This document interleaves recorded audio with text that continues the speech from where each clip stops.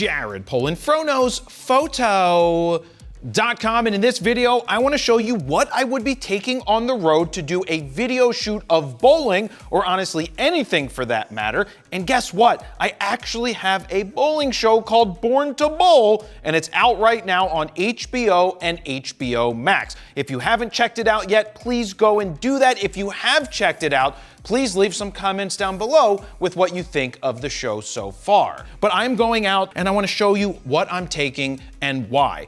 What you see here is basically what I'll be using. Now, remember, I'm a photographer, except for the fact that I also now know how to shoot video. I may not know how to set up the cameras perfectly, but I have Steven for that because I know how to compose and expose, or expose and compose, and just, I think photographers have a much easier time of being videographers when it comes to shooting than videographers becoming photographers. Editing, that's a whole different ballpark. But last year, I shot the show as a second shooter for most of it with the R1. I used the R1 with the 24-105 2.8 because it is an amazing run and gun lens. You got your wide at 24 and you're not stuck at 70 anymore, and you can bang in all the way to 105 and be set to go. Now, the reason you see a Canon cinema camera here, this is the C80.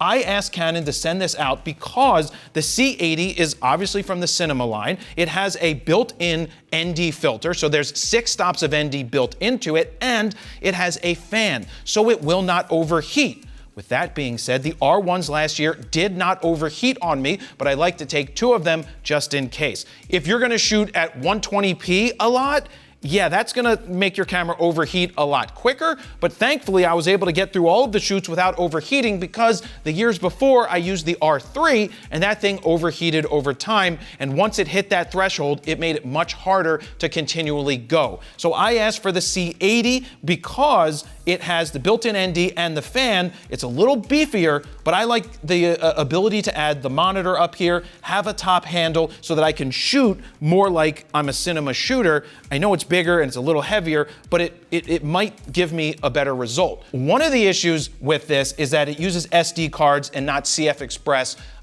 B cards, which the R1 uses. The reason is these cards are, much faster for transferring data after the fact. If I'm using 512 and I fill it up, it's much easier to transfer CF Express B than it is to transfer SD, which is going to take much longer. An issue I found with the C80 is when you put this top handle on, it blocks the digital hot shoe. So I can't take my digital mic right here and put it into the hot shoe and still be able to use this. Is this the best Canon microphone in the history of microphones? No, but the funny thing is, season 1 of the bowling show uses this, which is great because it works. Now, you might think I'm crazy to have an R6 Mark III, 2 R1s, and a C80. The reason that I have the R1s here is if I decide that I'm not liking how the C80 operates and works, and I prefer to go back to using the R1s, I will. I just want to have the choice to do so. But the 24-105 will be my key main lens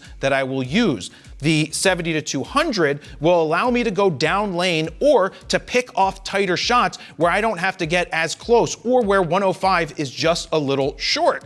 And it's possible that I could run multiple bodies, meaning during the final event, I could set up an R1 down the lane with the 70-200, and I could just leave it there and run there and use that if I ever needed to. But I'll have the R1s, and the reason I have an R6 Mark III is because the fisheye lens. I want to try to shoot at 7mm. I want to get some interesting circular fisheye footage because it might be interesting for the bowling show. You never know if it's a super different, unique angle. But I also have the 10-20, which when you do get to watch this series, you will see some low angle stuff on the lanes where I'm laying down and the guys are practicing.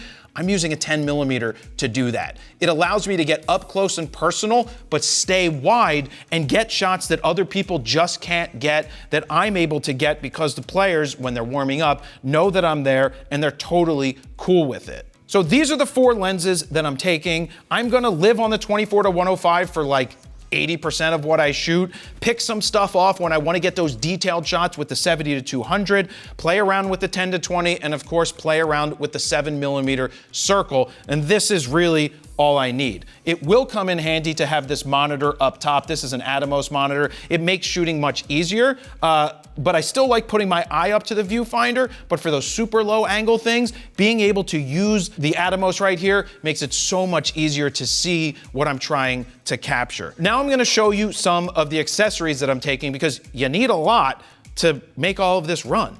You need memory cards. I've got the pro-grade SD cards, the V90s. These are the Iridium ones. They're gonna go in the C80. You need to use those fast cards in the C80. Then I've got the other CF Express B cards from ProGrade. Those are gonna go in the R1 as well as the R6 Mark III. But you can have your memory, but how do you transfer it all?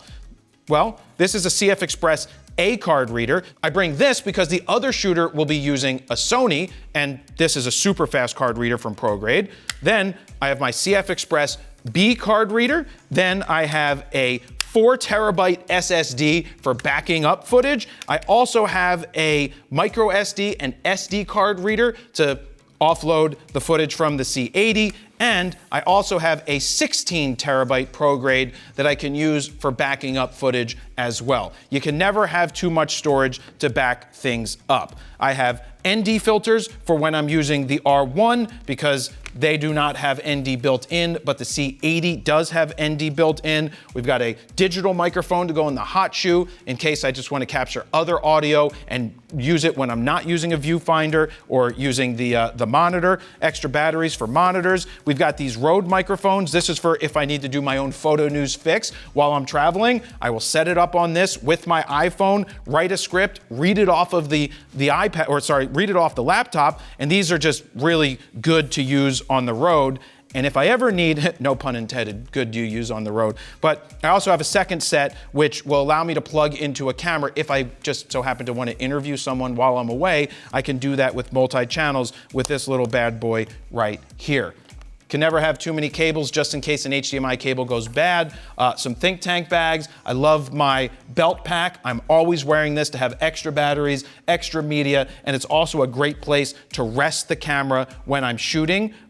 It just is a nice balancing point, and I'm going to try and fit everything into this Mindshift gear from Think Tank backpack, along with another backpack, or sorry, another separate bag for my clothes and everything along those lines. So yeah, there's stuff you need to take. I'm not the main shooter, I'm a second shooter, and if I do ever get time to shoot stills, I will, but my primary focus is a second shooter to do video, pick off the slow motion, pick off the creative type shots, but also fill in when we have everybody mic'd up. Another reason I'm not worrying about the audio too much is we'll have audio people out there that mic everybody up, and then they can time code it and sync it with the camera that I'm using. So that's why I don't worry about the audio too much. So thank you guys very much for watching this video. Please tune in to Born to Bowl on HBO. Let me know what you think of the show. Share it with anybody who you think will, well, one is a bowler, but you don't need to be a bowler to watch this show, because as you can tell, it's about the people who so happen to be professional bowlers. But this has been a project that I started over 4 years ago, or around 4 years ago. Took a lot of work to get it to happen, but a big thanks to the entire team that made it happen. Thank you guys very much for watching. Jared, PolinFrontosPhoto.com. See ya.